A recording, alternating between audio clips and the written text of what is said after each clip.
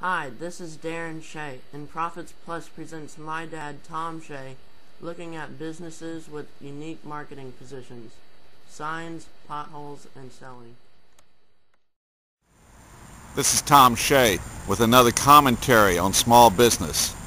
It was a dark and stormy night as we went out and searched for an observation of a way for a business to position itself differently to make a great profit. We've come to visit a business here in our area, and as you can see, the sign, a lot of it is burnt out. And if we were to take and show you the other side of the building along the main street, why, you would see even more of the letters that are burnt out. This is the message the business is conveying to the customer. Yet as we see this, I'm going to share with you the story of a local business, a local sign company, and how the local sign company decided to do something differently about the way they got business. Listen as I tell you the story. If you've ever been the person who's decided to open a new business, one of the situations that you've had to consider is that of adding new signage.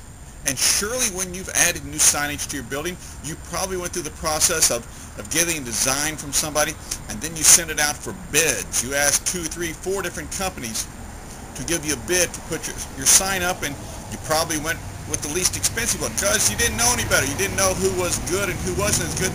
You just went by price. You allowed it to be a commodity. Well, that was the scenario that happened with the sign company that we're going to tell you about tonight.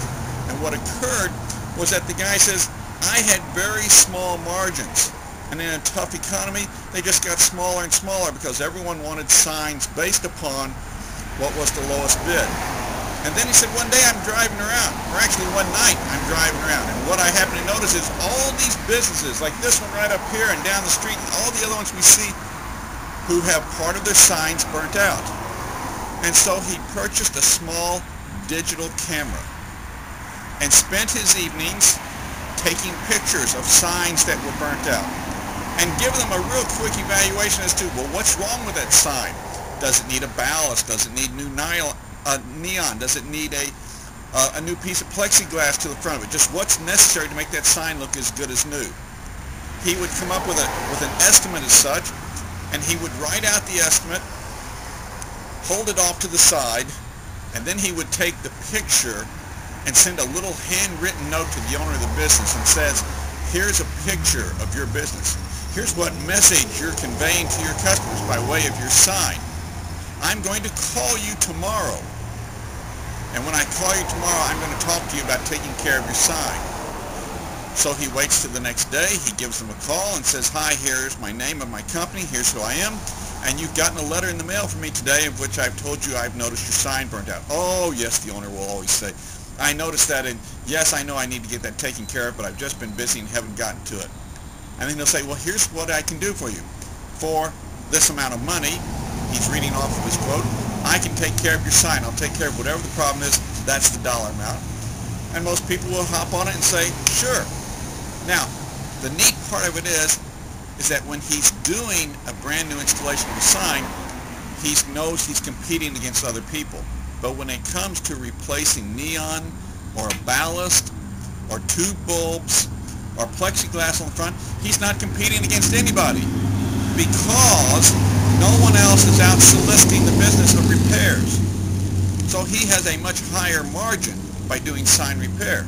Now, he's still in the sign business. He's never left the industry he's in. What he's done is position his business to go after certain customers, and the customers that he wants are those that he can make a higher margin on. The same thing applies to the companies that take care of things like parking lots. We have another one locally who's done the very same thing. While this parking lot's in pretty good shape, what they will do in this local paving company is go out and take pictures of the potholes and send them to the people and say, here's the pictures of potholes in your business right now.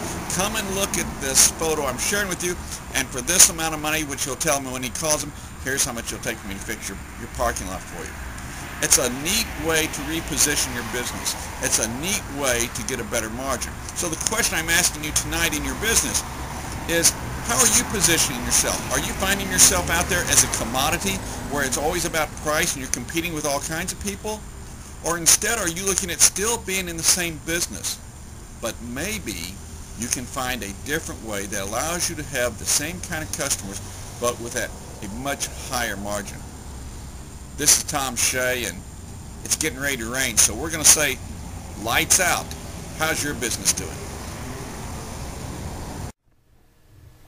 Visit us at www.profitsplus.org.